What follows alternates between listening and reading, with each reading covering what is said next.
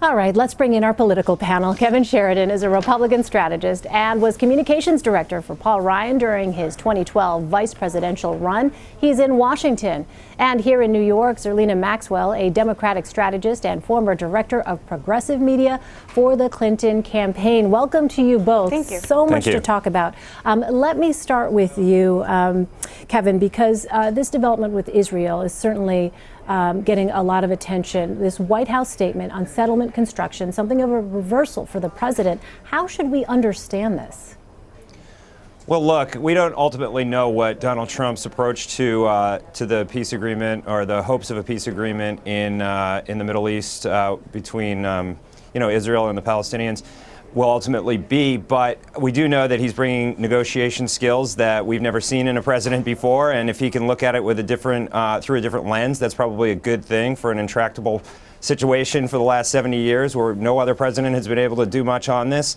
I think this is just more of him recalibrating, getting into the job, understanding it more. He's now got a Secretary of State in place. I think, at some point he'll probably have some sort of an envoy over there and, get an ambassador in place and take a real different look at it. But we know he's closer to the administration in Israel than the last president. And I think, there could be a chance for an opening, but it's way too early yet to know exactly what it's going to look like. Yeah. Zerlina, what do you think? It's going to be interesting to see how this statement is received. Well, I think that this is essentially they were on record as opposing the previous administration's position, and this is just giving them a little bit more wiggle room. It's a position that is a little bit more nuanced than being completely in support of new settlements. So I think that we're going to have to wait and see here. I'm not necessarily so confident in his negotiating skills just because there have been so many leaks coming out in terms of his conversations with foreign leaders already. So we're just going to have to pay close attention to what's going on. All right, Kevin, let me ask you. Hill Republicans spent part of Thursday basically trying to ease tensions over the president's rhetoric on Australia. Is that part of their role now, essentially? Well, look, Australia is an important ally of the United States and has been for many decades. And I think you just heard John McCain and Paul Ryan and some others reiterate that. And I don't know that from the discussions, the readout of the discussion that we even heard between Donald Trump and the Prime Minister of Australia that it was all that bad. I don't know exactly what was in that discussion. We've heard varying accounts of it. But look, there's a real question on why the Obama administration on the way out the door agreed to take 1,200 refugees in the first place. They're already there. They're already in Australia or in Papua New Guinea anyway.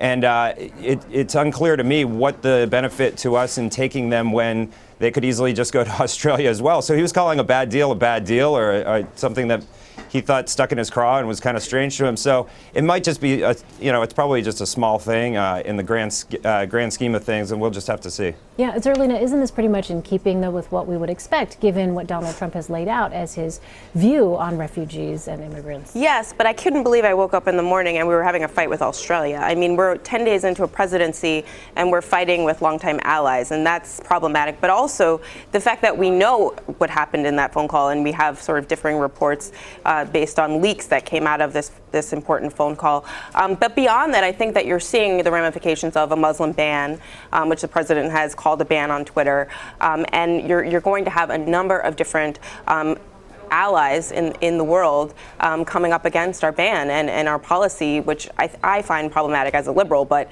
I think it's going to cause a lot of strain all over the world with traditionally countries that have been allies. I want to ask about political strategy here for Democrats. Zerlina, let's put up this tweet from David Axelrod, former advisor to President Obama. It says, whether by design or impulse, seems President Trump is starting fires everywhere by the hour, making it hard for opponents to know where to aim hose. First of all, Zerlina, do you agree with that? And if you do, what should Democrats be training their political fire on? Well, I do think that there has been a lot of news coming out of the administration where, he's wakes up every morning and signs a number of executive orders that we may or may not know what they even say until the end of the day. So there's a lot to follow. But I also think that the Democrats are beginning to look to a smarter strategy, which is just resist. Vote no on nominees because this is not business as usual. And so I think that there was a little bit of triangulation going on in the beginning of this administration 10 days ago. But now you've seen really unprecedented, massive resistance by the people, by the citizens, and I think Democrats are starting to respond to that. So I would say I agree with David Axelrod, but I don't necessarily think we have to be aiming at every single fire. We essentially just have to resist and oppose where we see policies that are antithesis to what we feel is really American. All right, Kevin, let me ask you, many corporate leaders have spoken out against the president's immigration ban. Now one of them stepped down from the president's Economic Advisory Council. Is the White House, you think, doing enough to clarify its order for business leaders especially?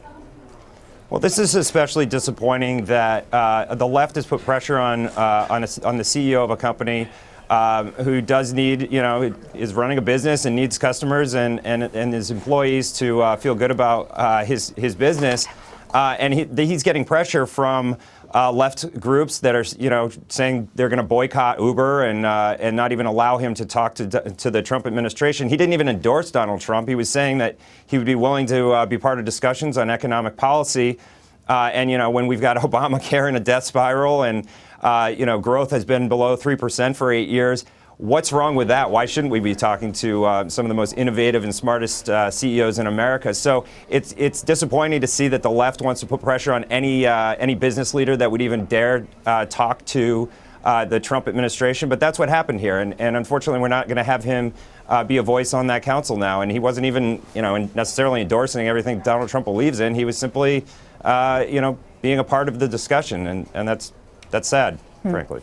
I want to ask you both about something else right now. Let's play a clip from House Minority Leader Nancy Pelosi. She was talking Thursday about White House Chief Strategist Steve Bannon. Let's take a listen. What's making America less safe is to have a white supremacist named to the National Security Council as a permanent member, while the chairman of the Joint Chiefs and the director of national intelligence are told, don't call us, we'll call you. All right, so Kevin, let me start with you. Vice President Pence told PBS Wednesday that President Trump's the only one in charge at the White House, but how should Hill Republicans understand Steve Bannon's role?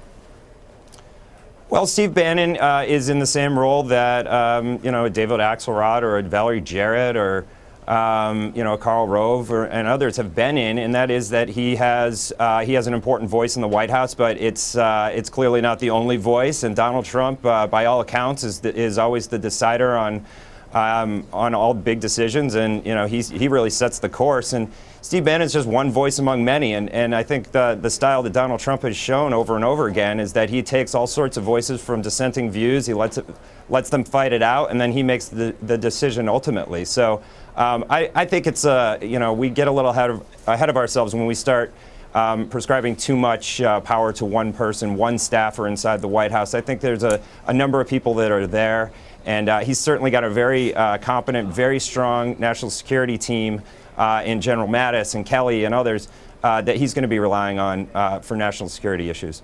Zerlina, what do you think? I mean, Kevin raises a good point. You had Valerie Jarrett, you had David Axelrod in the Obama administration. They just didn't have a history of being affiliated with neo-Nazis. And so I think when you have Steve Bannon's affiliation with a site like Breitbart, you have them hiring two Breitbart loyalists into the administration to essentially support Steve Bannon. I think that there are a lot of problematic things that he's done in the past that make me very uncomfortable with his proximity to power.